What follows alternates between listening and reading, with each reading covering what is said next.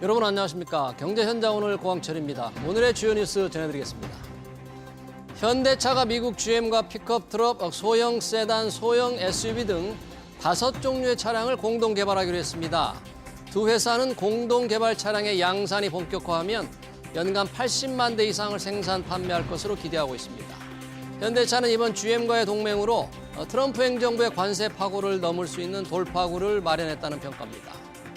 삼성전자가 애플의 차세대 반도체를 미 오스틴 파운드리 공장에서 생산합니다. 애플의 새 아이폰에 들어가는 이미지 센서를 현지 생산 라인에서 양산할 것으로 보이는데요.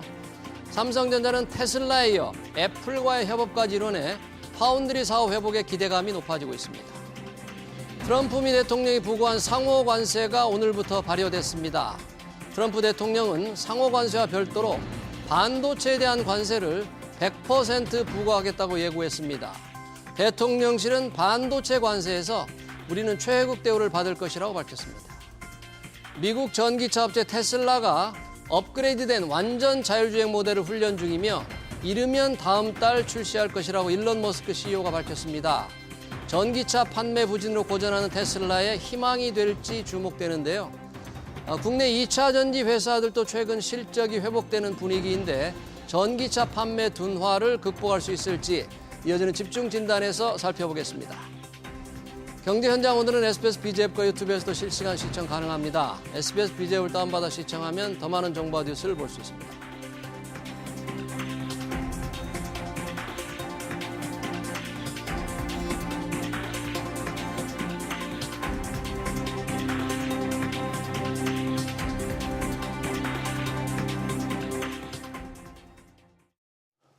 네, 침체 긴 터널에 들어간 국내 2차 전지 업계가 회복 조짐을 보이고 있는 걸까요?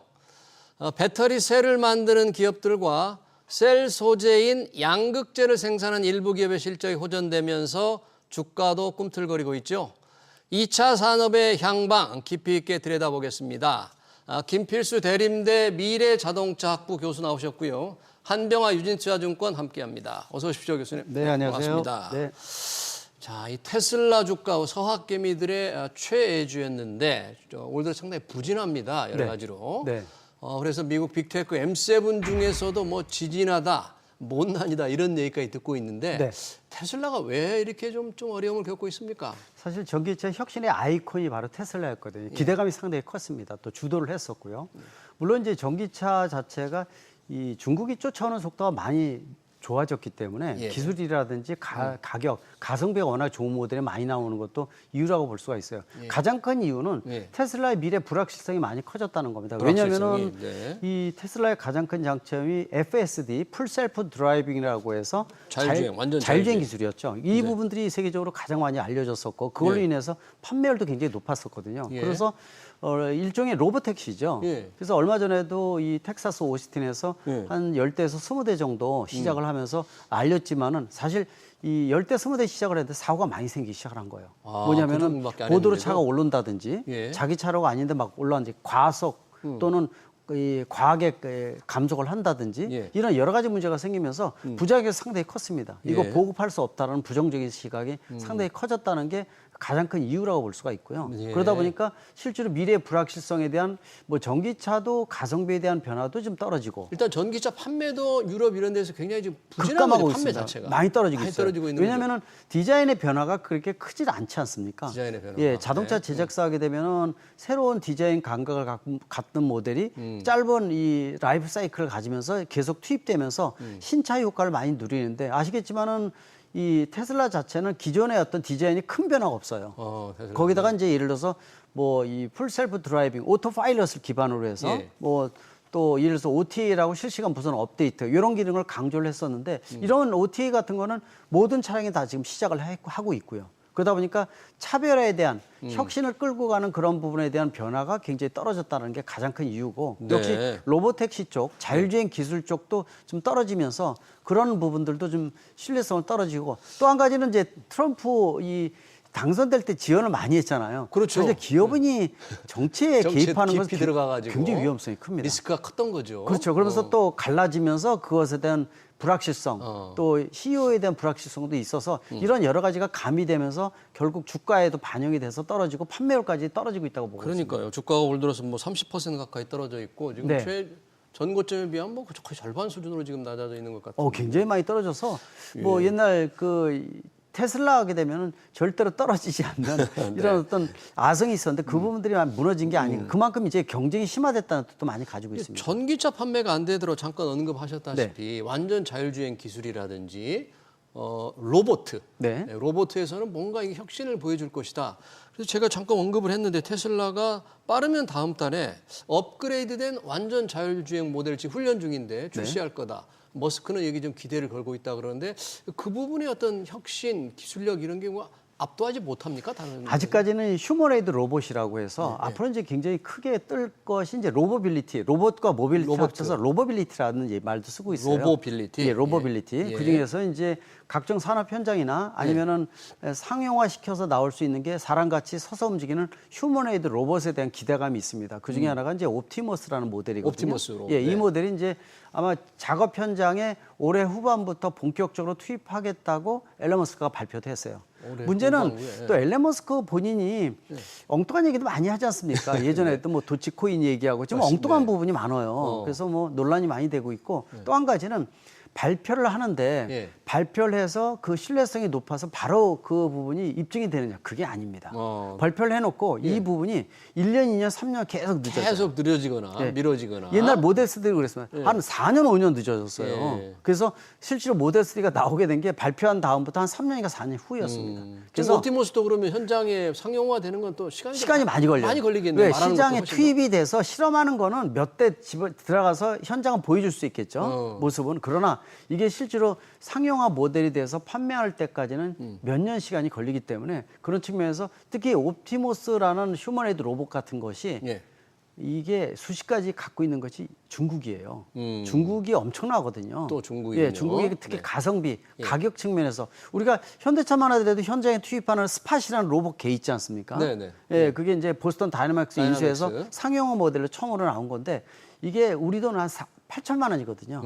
근데 똑같은 기능을 갖던 모델이 중국에서는 800만 원 미만입니다. 야, 그렇군요. 그러니까 10배, 10분의 1 가격인데 마찬가지로 휴머노이드 로봇도 중국이 워낙 빠르게 올라오기 때문에 그런 측면에서 보게 되면은 이 정도 가지고서는 테슬라가 주도권을 쥐기에는 좀 약하다라는 측면이 많이 강조됐다고 볼 수도 있습니다. 네, 이 자율주행 지난번에 오토파일럿 관련해서 왜 사망 사고가 있었잖아요. 그렇습니다. 그래서 그 2019년이네요. 플로리다에서 그 테슬라 측의 배상 책임이 인정돼서 굉장히 배상이 많이 나왔어요. 2억 달러가 넘더라고요. 맞습니다. 이 정도면 정말 테슬라. 그럽니다. 그 부분도 신뢰성을 많이 떨어뜨린 이유 중에 한 가지입니다. 아까 이제 이 오토 파일럿을 기반으로 풀 셀프 드라이빙이라고 예. 800만 원 소프트웨어 업데이트 비용을 주면서 소비자가 구매를 했었거든요. 근데 이게 이 레벨 3예요. 레벨 우리가 3? 자율주행하면 레벨 0부터 5까지 6단계인데 예. 진정한 자율주행은 레벨 4부터입니다. 아, 그래서 레벨 3까지는 운전 보조 기능이지 이거 믿으면 안 되거든요. 예. 지금 현재 중국의 13개 대도시라든지 또 미국도 샌프란시스코, LA라든지 이번에 텍사스, 오스틴 예. 이런 데서 진행하는 것은 레벨 3 개념에서 아직 레벨 4까지 못 올라갔어요. 그래요. 근데 네. 그런 부분에서 이거를 근데 소비자들은요. 예. 풀 셀프 드라이빙이라는 말 듣게 되면은 내가 운전하는 대신 스위치 이거 누르면 얘가 알아서 해주겠지라고 생각해서 네, 그리고 저희 뒤에 앉아가지고 잠을 되겠다. 잔다든지 예. 휴대폰 보고 있다가 예. 그래서 사망하는 운전자가 굉장히 많습니다. 미국 내에서요 굉장히 많습니다. 기술력으로만 보면 중국 회사들에 비해서 어떻습니까? 풀 셀프 드라이빙에서. 아직까지는요 이 레벨 3 개념에서 네. 어떻게 보면 빅데이터나 이런 것들은 중국이 더 많을 수도 있어요. 그래서 빅데이터가? 미국이 중국을 자율주행차 측면에서 기술 측면에서 압도하느냐 아닙니다. 팔린 차량으로는 테슬라가 또 많긴 한데 많긴 한데요. 쌓은 데이터가 테슬라가 많을 텐데 그래도 그 정도 가지고는 중국도요 13개 대도시에서 쌓아 올리는 부분들이 워낙 많기 때문에 그래서 지금 중국과 미국 얘기를 하고 있는데 특히 알고리즘 측면에 있어서는 예. 굉장히 뛰어난 부분이 많아서 테슬라가 풀 셀프 드라이빙 가지고 굉장히 많이 판매도 하고 이 부분들 주도한다라고 얘기를 하지만은 예. 훨씬 더 이 미국만 하더라도 뭐 웨이모라든지 워낙 앞서가는 기업들이 많이 있기 때문에 웨이모, 구글. 예. 그래서 이거 가지고서는 한계점이 있다라는 것이 많이 부각이 되고 또 보상 측면에서 또 아까 말씀드린 텍사스 오스틴에서도 문제점 이런 것들이 부각이 되면서 차별에 대한 부분들이 좀 없어지지 않았냐라는 측면. 그래서 그러네요. 테슬라의 어떤 혁신의 아이콘 또 주도하는 기술에 대한 것, 예. 신뢰성 이런 것들이 버무려지면서 반영됐다고 보시면 좋을 것 같습니다. 그 혁신 아이콘이 테슬라고 거의 주인공인 일론 머스크 CEO인데 아까 트럼프 대통령과의 어떤 정치적인 동반자였다가 네. 지금은 거의 뭐 원수같이 이렇게 돼버렸잖아요. 맞습니다. 네. 정치적 리스크를 안고 있어서 테슬라에 대한 투자자들이 좀 불안과 우려가 있었는데 원래 목적도 이 정책적인 부분에 배려를 받았던 목적이었어요. 무슨 얘기냐면은 이 보조금은 없어지는 것은 괜찮습니다. 왜? 전기차 보조금 예. 없어지게 되는 거죠? 그렇죠. 지금? 다 예. 그거 없어요. 올해 9월까지 9월부터? 9월부터 이제 9월까지만 1,000만 원 정도 보조금 받고요. 모두 다 없어지는데 예. 문제는 앨런 머스크가 자신한 건 뭐였습니까? 영업이익률이 워낙 높아서 이 보조금을 안 받아도 딴 기업은 망해도 우리는 안 망한다라는 베이스가 있었어요. 근데 이제 이 도와준 이유 자체는 정책적으로 각 대도시에서 예. 풀 셀프 드라이빙을 허가를 받기 위해서 로보택시를 활성화시키기 위한 목적을 갖고 있었는데 그게 잘 안 된 겁니다. 네. 또 틀어지면서 그나마 시작된 텍사스 오스틴에서의 여러 가지 문제점, 사고가 생기면서 이걸 확대하는 것도 어려워가지고 예. 다른 대도시에 대한 거, LA나 이런 데는 허가를 못 받았거든요. 네. 그러니까 다른 아까 말씀드린 웨이머니 이런 데에 비해서 도리어 떨어지는 예, 그래서 그런 부분들도 차질이 생기다 보니까 그게 모두 이제 사실은 사업 모델 측면에서 반영이 되지 않습니까? 그래도 이 테슬라 이사회는 역시 머스크에 대한 신뢰가 많은가 봅니다. 저는 사실 네. 깜짝 놀라서 이 뉴스를 보고 예. 이사회가 일론 머스크 CEO가 CEO 자리나 고위직을 지킨다는 2년간 지킨다는 전제로 스톡 옵션 9,600만 주, 네. 당시 주가로 40조 원이네요. 네. 주기로 했는데 이건 그만큼 여전히 머스크가 꼭 필요하다는 그런 왜냐하면 뜻이네요. 이사회에서는. 이 사람을 대신할 사람이 없다. 대신할 사람이 없어요? 원래 테슬라 하면 앨런 머스크가 시작점을 줬기 때문에 네. 이 사람을 대신할 사람이 없어요. 결국은 뭐 사람 본인이 약간 이제 왔다 갔다 하는 것들도 있고 위험 요소, 리스크 요소도 많이 있지 않습니까? 예, 독불장군 형태도 있고 그렇지만은 결국은 이 사람이 모든 것을 좌우할 수밖에 없다라는 측면이기 때문에 네. 그래서 지금 현재로서는 그냥 간다라는 측면. 좀 더 이제 정리를 좀 해주겠죠. 예. 하면서 이제 가겠지만은 결국은 2인자, 3인자는 없다라는 측면을 좀 보시면 더 좋을 것 같습니다. 네, 그래도 머스크가 필요하다. 예, 계속 머스크다. 있어요. 앨런 머스크는 테슬라다라고 어떻게 보면은 이 테슬라의 탄생 자체가 앨런 머스크다라고 보시면 좋을 것 같습니다. 네, 그러네요. 네, 자 지금 테슬라 얘기, 테슬라 주가 얘기, 로봇 택시, 완전 자율주행 채널 얘기했는데 우리 한병화 유진차증원 이사님 어서 오십시오. 네, 이 테슬라가 서학개미들의 이제 원픽이었는데 지금 많이 외면당하고 있다. 주가도 좀 많이 떨어져 있다. 우리 MC7 중에서는 조금 지진하다. 전반적인 펀드 비중에서도 많이 떨어져 있다 그러는데 이 정도 시점이라면 테슬라를 조금 많이 떨어졌다. 그래서 한번 사볼만 하지 않을까? 이렇게 생각하는 분도 좀 있을 텐데 혹시 그 부분에서 이사님 어떻게 보십니까?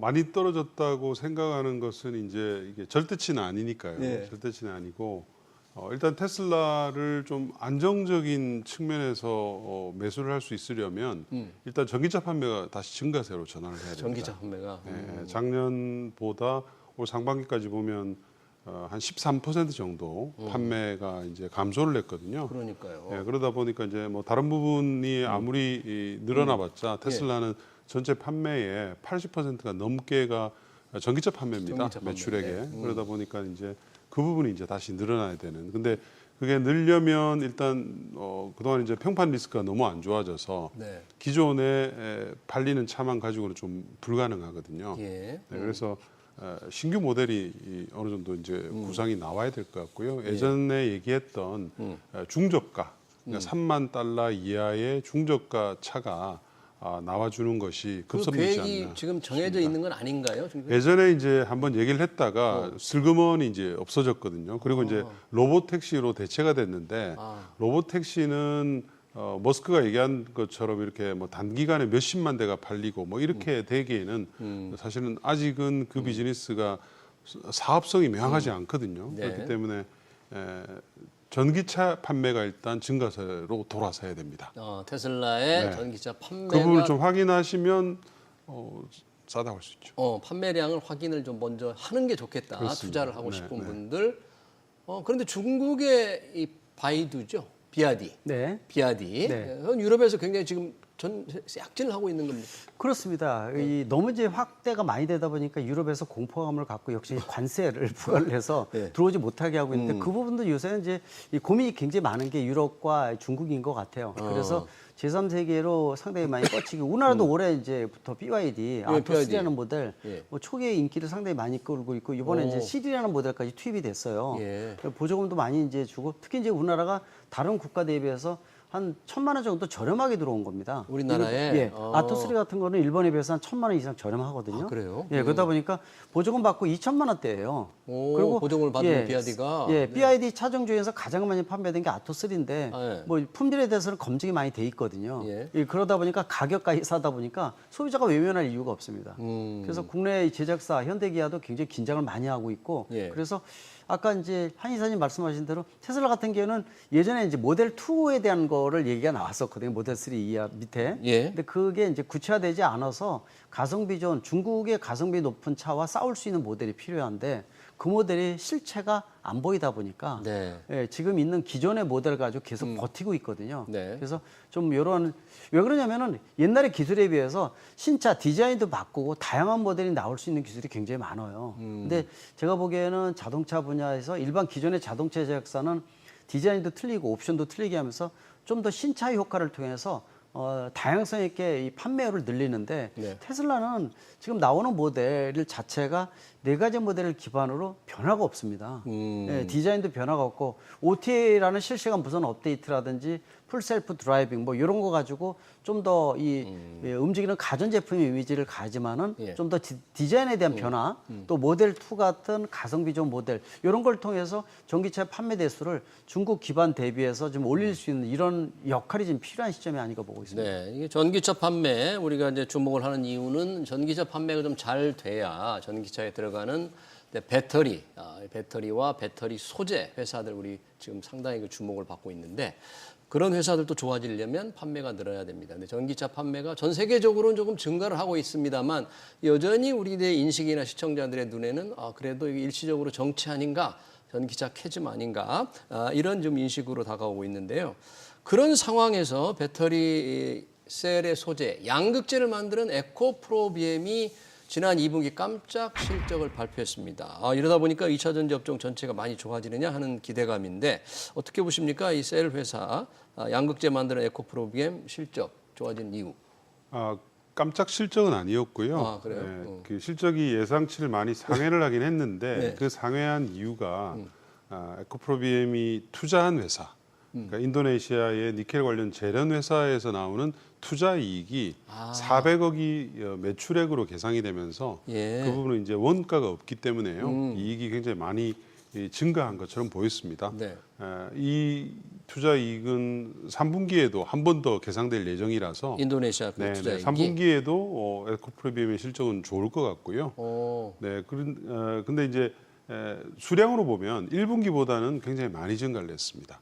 판매량이. 전기차 부분도 그렇고 예. 특히 이제 ESS 그리고 그 데이터 센터의 배터리 백업 시스템에 들어가는 배터리도 이제 고객사인 SDI가 직접 그걸 발굴하면서 네. 최근에 수요가 굉장히 많이 늘고 있어요. 그게 이제 원통형 배터리로 만들어지거든요. 그러다 보니까 실적이 예상 뭐 굉장히 다른 업체들은 사실은 적자도 많이 나고 뭐 적자 난 회사가 훨씬 더 많죠. 배터리 그 소재 부품 소재 회사 보면. 중에서 대부분이 네. 지금 적자. 그런데 이제 에코프로비엠은 1분기부터 흑자 기조를 유지를 했고요. 예. 2분기, 3분기, 4분기까지도 흑자의 분위기는 계속 지금 가는 그런 분위기이기 때문에 네. 투자자들이 좀 이제 거의 바닥은 친 것 같다 이런 이제 좀 안심을 하고 있는 상황입니다. 네, 에코프로그램 지금 실적을 잠깐 얘기했는데 이 리튬 원자재 리튬 가격에 상당히 영향을 받는다. 리튬 가격이 오르면 이 실적이 조금 영향을 받는다 그런데 지금 이 상승세는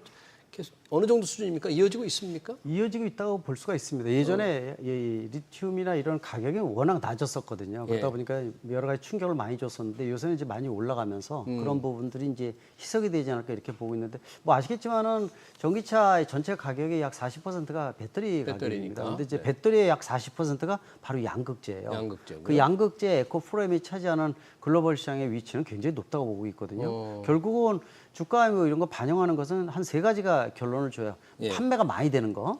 예. 그리고 또 두 번째는 신기술을 통해서 뭔가 다른 기업 대비 차별에 대한 부분들. 네. 또 실제로 소재에 대한 가격이 어떻게 이제 영향을 끼치냐 소재가, 이런 부분들이거든요. 그 소재에 대한 부분들이 이제 리튬이나 리튬. 이런 것들도 있고 예. 또 아까 한 이사님 말씀하신 대로 인도네시아에 투자하는 부분들이 예. 사실은 이게 원스톱으로 재련부터 시작해서 최종 양극재까지 가는 이 원스톱 시스템에 대한 부분들은 다른 글로벌 기업에서는 없는 모델이거든요. 이런 것들이 이제 좀 차별에 대한 부분들이 많이 반영이 되지 않을까 이렇게 보고 있고 예. 또 ESS는 굉장히 많이 늘어날 것으로 보고 있어요. 왜냐하면 ESS는 네. 최근에 이제 인공지능 쪽이 세계적으로 이제 화두가 되고 있으면서 예. 전기차가 3배, 4배 정도 소요가 되거든요. 근데 에너지가 예, 그렇죠. 전기가. 전기 에너지가 그래서 변화가 굉장히 큽니다. 결국 전기 에너지를 어떻게 만들어내는 자가 앞으로 화두거든요. 예, 그래서 그 부분들을 보완을 할 때 중간에 역할을 할 수 있는 게 데이터 센터나 바로 ESS랍니다. 그래서 네. 그 ESS의 수요가 생각 이상으로 다양한 분야에 많이 쓸 수 있다는 것이 그래서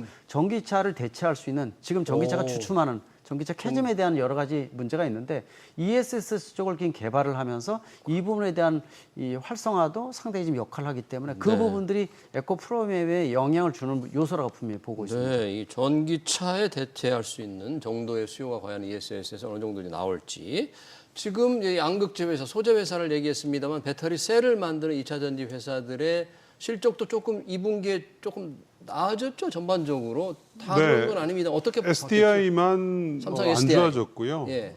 LG엔솔도 예상보다 좋았고요. 예. SK온도 예상보다 좋은 배터리 부분은 적자가 많이 축소가 됐습니다. 그 부분은 그 네. 부분의 그 근본적인 원인, 조금 개선된 원인이 또 ESS에서 차지하는 ESS가 영향이 좀 있죠. 예, 왜냐하면 이제 ESS가 그동안은 미국향 ESS가 연간 시장이 40에서 한 50기가와트 정도 됩니다. 예. 원래는 사실은 배터리 시장에서 보면 전기차 대비 ESS는 한 10% 수준이었거든요.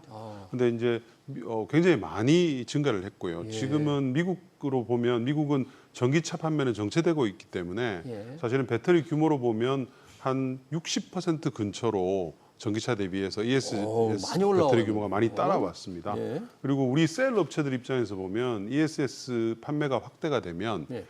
AMPC라는 보조금을 ESS는 이 완성차 업체들하고 JV가 없기 때문에 이 공유를 하지 않습니다. 투자 보조금. 네. 그렇죠. 네. 지금 전기차 배터리는 많이 팔리지만 팔리면 이제 이걸 공유를 하거든요. 전기차 업체하고 전기차 회사하고 GM하고 나눠 LG하고 가지는데. 공유를 하고 뭐 이렇게 공유를 하죠. 테슬라하고도 공유를 예. 하는데 ESS는 이제 그런 JV를 통한 판매가 아니기 때문에 공유를 하지 않습니다. 그래서 ESS는 많이 팔리면 마진율이 더 높죠. 우리 네. 배터리 입장에서는. 오. 그렇기 때문에 시장은 전기차 대비 작으나 예전보다 많이 커졌고 마진율은 높기 때문에 상쇄하는 효과가 배터리 업체 입장에서 보면 굉장히 큽니다. 그래서 이제 전부 LG도 그렇고 모든 배터리 셀 3사들이 미국 시장의 ESS를 지금 적극적으로 개발을 하는 단계이고요. 네. 특히 이제 내년부터는 네. 이번에 바뀐 OBBB 안에 예. 배터리에 대한 규정들이 비중국산을 갖다가 확대하는 쪽으로 내년부터 많이 이제 중국에 대한 움직입니다. 규제 때문에 미국이 그렇습니다. 내년부터 최소 60% 이상의 비중국산이 돼야지 보증을 받을 수가 있고요. 이 비중은 매년 5%씩 올라가게 돼 있거든요. 네. 그러다 보니까 기존에는 미국의 ESS 시장이 전부 중국 배터리 셀이었습니다. 뭐 테슬라도 그랬고 모든 업체들이 그랬는데 이제 그게 이제 바뀌면서 예. 우리 한국 기업들의 셀 소재 부품을 사용하는 지금 그 변화가 굉장히 크게 일어나고 있는 상황입니다. 네. 특히 이제 추가 예. 말씀을 드린다면은 지금 변화 중에 하나가 이제 CATL 같은 중국의 이 배터리 배터리에서, 업계가 예. LFP와 NCM이라는 양날개를 다 갖고 있었어요. 예. 그러니까 두 가지 모델을 다 썼는데 국내에서는 사실 이제 NCM 배터리였거든요. 그래서 3원계 배터리만 3원계 생산하고 배터리였는데. LFP 생산을 못했었습니다. LFP가 이제 NCM 배터리에 비해서는 기술적인 난이도는 떨어져요. 예. 근데 양산화 시키기까지는 시간이 좀 걸리거든요. 그래서 이번에 이제 말씀하신 대로 미국 내에서 LFP라든지 이런 이 ESS에 들어가는 부분들을 이제 자동차용은 아닌데 네. 국내에서 이제 생산을 한다는 거죠. 네. 그런 부분이 대체 효과가 굉장히 커진다라는 기대감도 있고요. 오. 또 한 가지는 OBBA라고 사실 IIA를 지금 대처를 했는데 예. 뭐 저는 사실 OBBA라는 뭐 하나의 아름다운 이런 약자 쓰는 게 마음에 안 드는데 어떻게 법의 이름을 이렇게 만드는지라는 걸 잘 뭐 모르겠습니다. 트럼프 대통령이니까 맞습니다. 그렇게 법 이름을 충분히 만드는 거죠. 가능한 네. 이 이름이라고 보는데 여기서 가장 큰 거는 올해 9월까지 한 3년 줄여서 전기차에 들어가는 1,000만 원 정도의 보조금을 그걸 없애는 거죠. 완전히 없앴거든요. 대신 이 배터리에 대한 것들은 안 줄었어요. 아까 AMPC라든지 배터리 이런 것들이 줄질 않았습니다. 그래서 그 부분에 기대감도 커져 있는 바람에 중국산만 아니고 미국 내에서만 어떻게 하면은 충분히 이 비용을 받을 수 있다는 기대감, 또 ESS가 시장이 커지면서 상당히 이런 부분을 보완해 주겠다는 거. 그래서 기대감이 상당히 높아지고 있는 상황이라고 보고 있습니다. 그러네요. 그런 기대감이 지금 이미 반영돼서 이제 배터리 회사들, 셀 회사들의 주가가 어느 정도 오른 건지 그 오름세에 더 탄력을 받을지 참 궁금하네요. 그런 지금 기대감이 이미 반영돼서 상당히 올라와 있는 건지 아니면은 상승 탄력이 좀 더 갈 수 있을지. 일단 바닥을 쳐서 구조적으로 올라가는 그 지금 초입 국면이라고 봅니다. 구조적으로 올라온 초입 네, 국면이다. 그렇습니다. 왜냐하면 이제 사실은 그 주가 하락이 좀 멈추는 게 조금 지금보다 좀 더 전에 멈췄어야 되는데 너무 버블이 심했었죠. 아, 작년 재작년. 네, 버블이 심하다 보니까 그게 이제 거기에 묶여 있던 수급들이 굉장히 계속 조금만 올라가도 짓누르고 하면서 오래 걸렸거든요. 네. 근데 이제는 이제 좀 턴을 하는 국면이고요. 일단 내년도에는 아주 드라마틱한 물량의 증가는 있지는 않습니다. 내년에는 있지는 네. 않습니다. 그러나 이제 이익이 좀 개선되는 국면이고요. 2027년부터는 물량이 많이 증가합니다. 왜요? 왜냐하면 이미 이제 우리 셀 업체들이 2027년부터 새로운 차종에 들어가는 계약들을 좀 많이 했었습니다. 네. 뭐 닛산도 있고요, 머시디도 있고, 뭐 BMW의 그 새로운 젠6 모델들부터 시작해서 많은 그 모델들하고 계약을 한 물량들이 2027년부터 네. 좀 이제 일어납니다. 그러니까 2027년에는 ESS와 전기차의 어떤 두 가지가 동시에 이제 성장을 하기 때문에 그래서 이제 사실은 큰 흐름에 나쁜 것은 좀 지나가는 국면이기 때문에 지금은 좀 여유롭게 좀 보실 수 있는 그런 이제 국면이고요. 거기에 맞춰서 이제 최근에 이제 중국의 공급 과잉에 따른 그런 구조조정도 시진핑이 직접 네, 지시할 지시했죠. 정도이기 때문에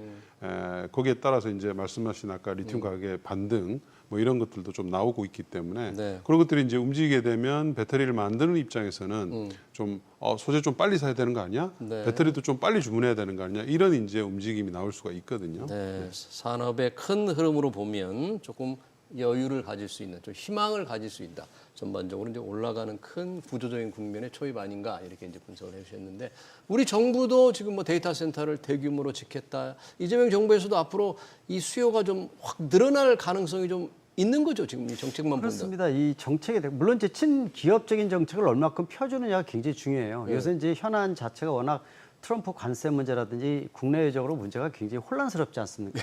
불확실성이 커졌다는 얘기죠. 그리고 미국만의 자국 우선주의냐 그렇지 않다는 겁니다. 유럽도 그렇고 각국마다 이제 자기네만의 장점을 갖고 있는 자국 우선주의가 강조되기 때문에 현장에 들어와서 공장을 지라는 게 요구 조건이 많아져서 수출을 기반으로 하는 대한민국 입장은 더 곤혹스러운 겁니다.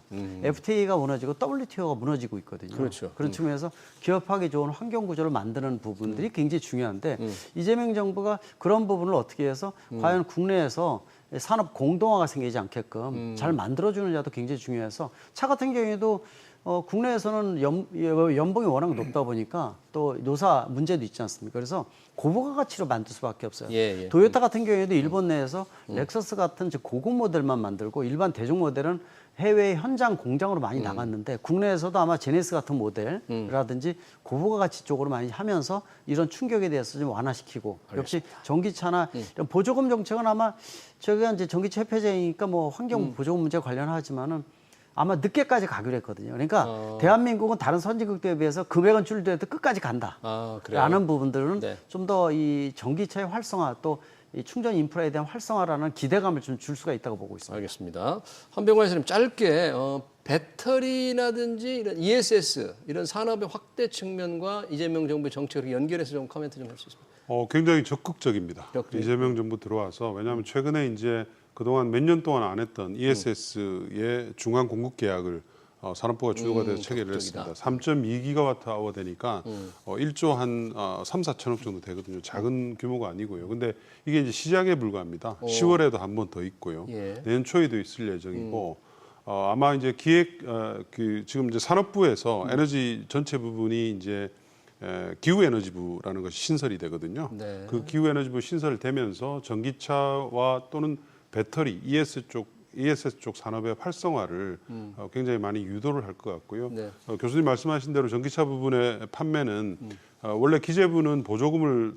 단계를 좀 줄이는 예상을 했었는데 이제 기재부 그 기후에너지부 수장이 되실 분의 말씀은 2030년까지 지속하다. 30%의 전기차 판매가 이루어질 때까지는 지속할 가능성이 높다. 예. 그렇게 이제 말씀을 하셨고 전기차 보조금도 아마 중국과 같은 이구한신, 그러니까 오래된 내연기관차를 전기차로 전환할 때 보조금을 준다든지 이런 부분들로 조금 더 다양해질 수가 있기 때문에 알겠습니다. 네. 국내 배터리 공장의 수요가 아마 국내 수요만으로도 공장이 다 돌아갈 수 있을 정도로 그렇게 정책 타겟을 잡고 있는 것으로 그렇게 알고 있습니다. 네, 알겠습니다. 테슬라와 국내 2차 전지 산업 생태계 관련 토론 여기서 마치겠습니다. 그러니까 김필수 대림대 미래자동차학부 교수, 한병화 유진투자증권 이사였습니다. 고맙습니다. 네.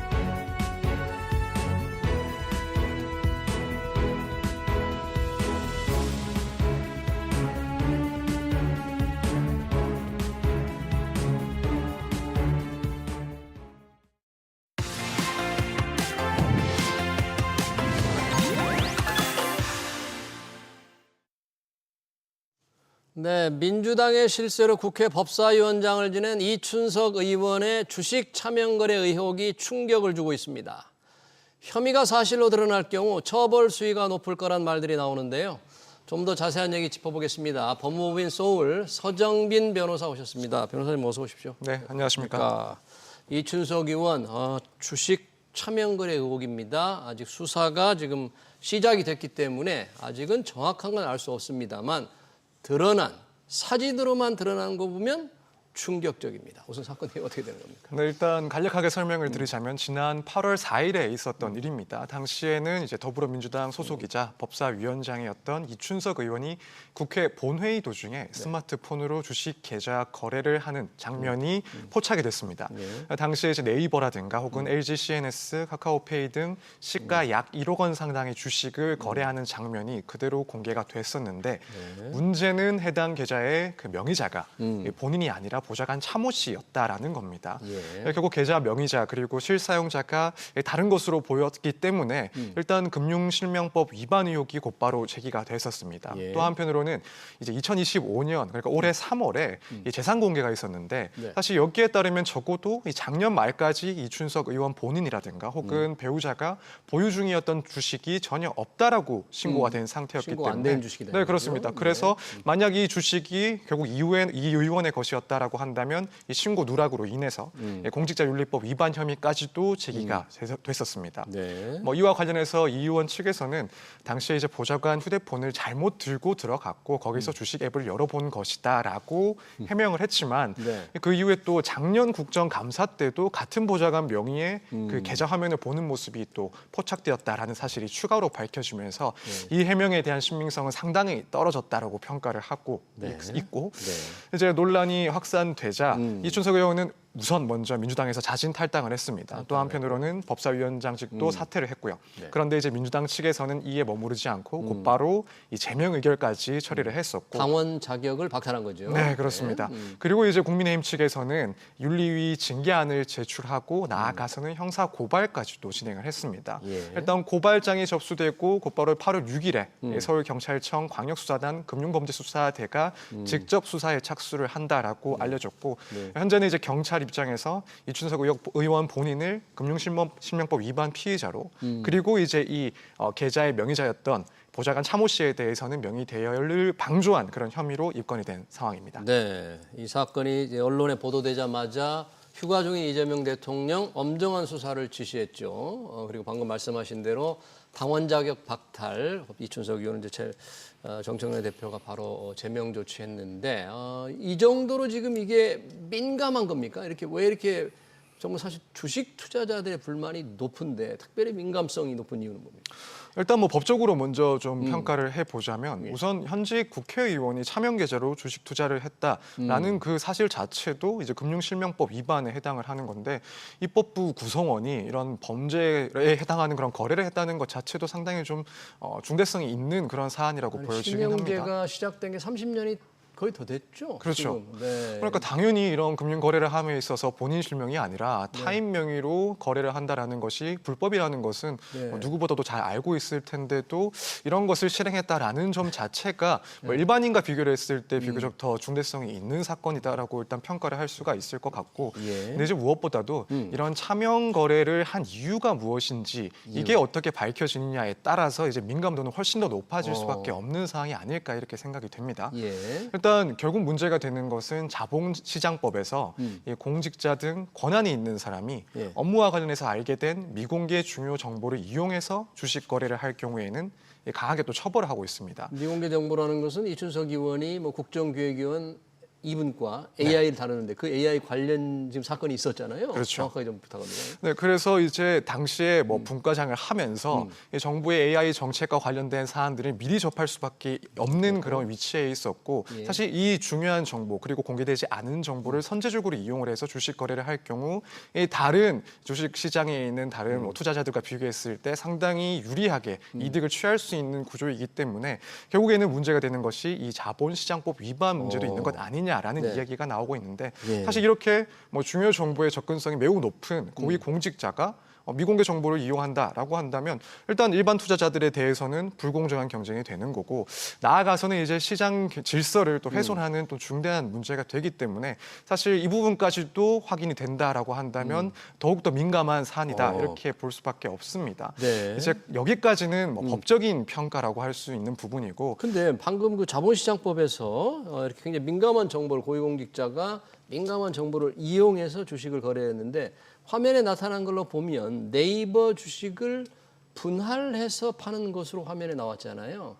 당시 국가대표 우리 국가 AI 프로젝트를 지금 정부가 발표한 직후였는데 네이버가 그 5개 회사에 들어갔지 않습니까? 네. 그러니까 연결 관계가 있는 거죠. 이걸 알고 하지 않았을까 그런 혐의를 받는 거잖아요. 그렇죠. 이제 아무래도 당시에 이제 분과장으로서 담당을 하고 있던 업무 중에 하나가 결국 이제 이재명 정부의 AI 정책과 관련된 내용들을 담당을 하고 있는 것이었고 거기다 말씀하신 것처럼 당시 거래했다라고 보이는 그 내역들이 결국 이 AI 분야에서 중요한 위치를 차지하고 있는 기업들에 대한 주식이었기 때문에 이 상황을 봤을 때 그리고 예. 거래 시점을 봤을 때 이 부분은 분명히 뭐 분명히까지는 아니겠지만 네, 네. 이 부분은 미리 취득한 혹은 뭐 직후에 취득한 이런 정보를 이용해서 다른 투자자들에 비해서 훨씬 유리한 그런 거래를 한 것 아닌가 결국 이 정보를 이용한 것 아닌가라는 의혹을 충분히 살 수 있는 지점이긴 합니다. 네. 물론 이제 이 부분 수사는 더 해봐야 되는 해봐야죠. 사항입니다. 왜냐하면 네. 사실 뭐 이런 단기적인 거래만을 두고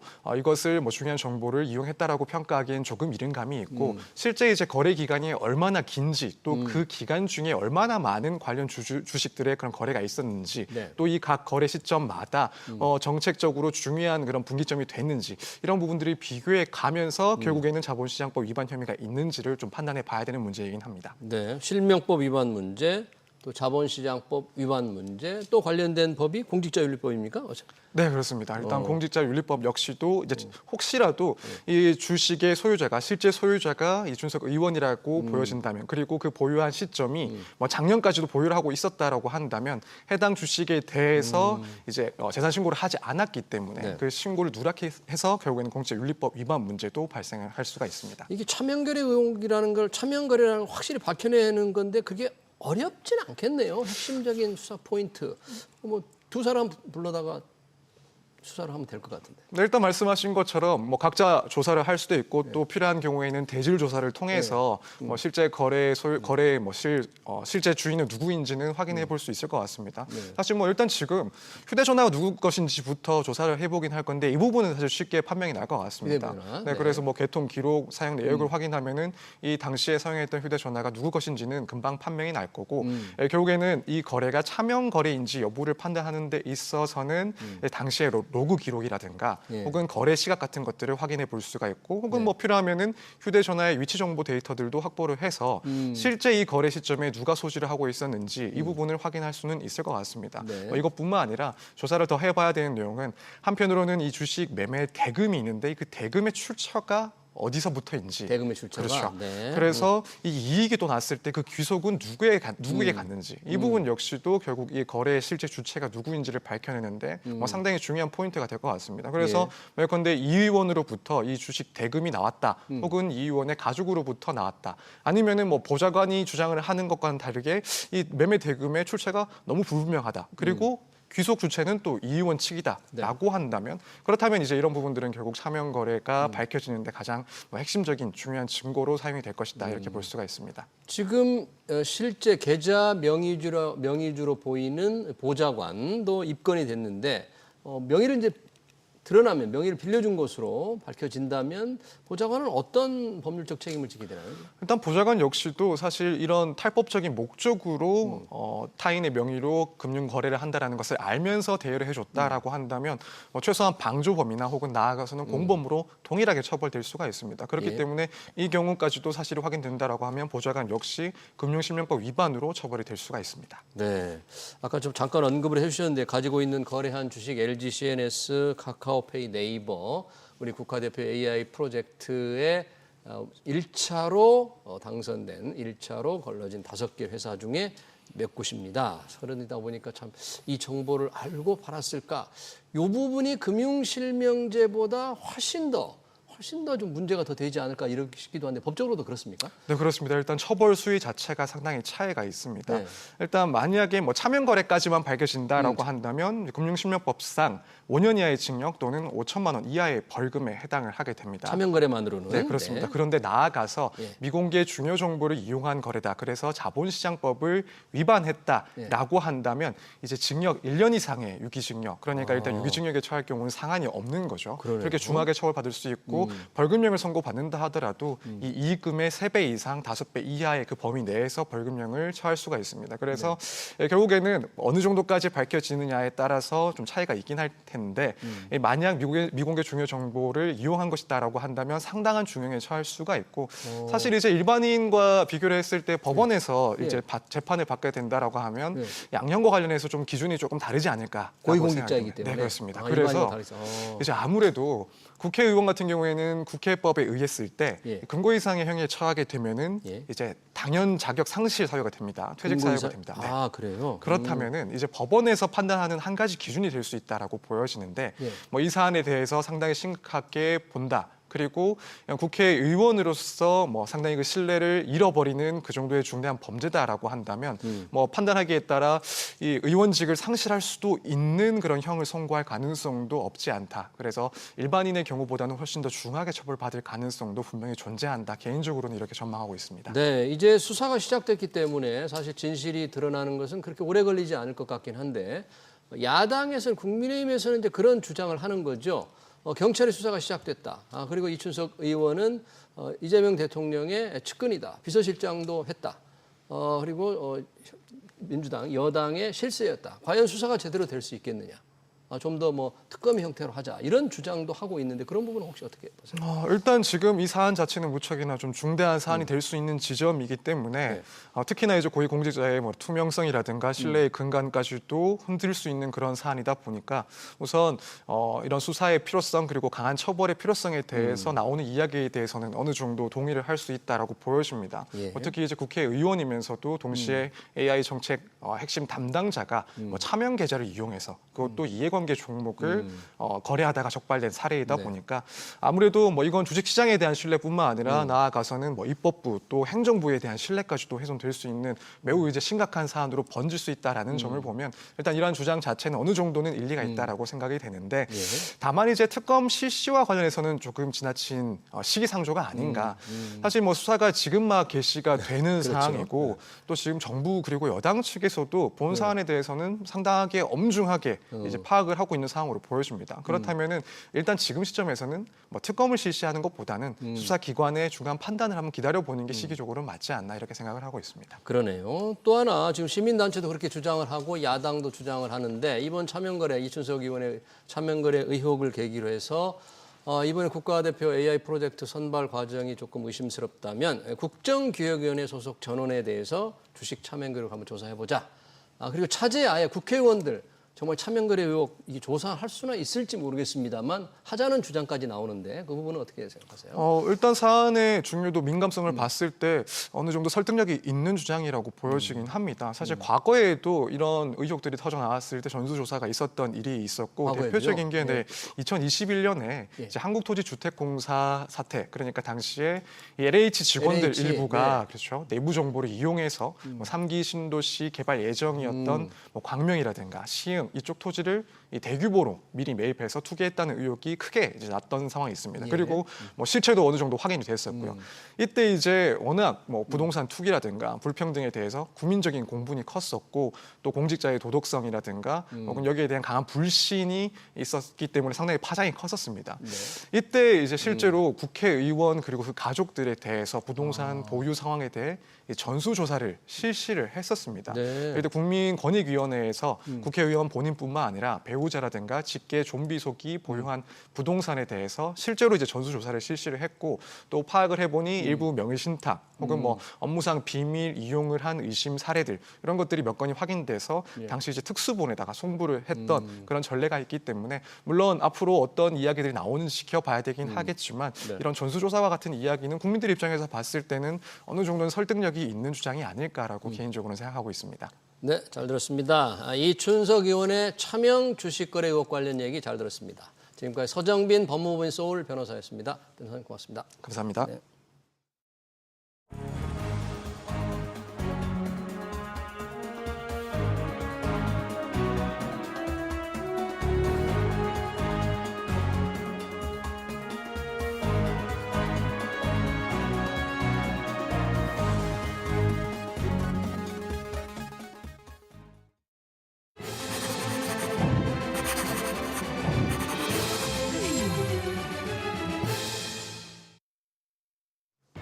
네, 민주당 소속으로 국회 법사위원장을 지낸 이춘석 의원의 주식 차명거래 의혹 파장이 커지고 있습니다.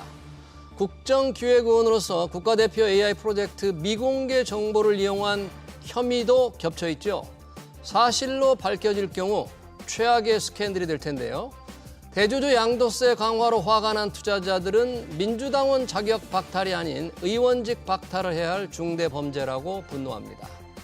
고위공직자들의 도덕과 준법 정신이 이 정도밖에 안 되는 건가요? 신속하고 정확한 수사를 기다리겠습니다. SBS 비즈 경제현장 오늘 여기서 마치겠습니다. 시청해주신 여러분 고맙습니다.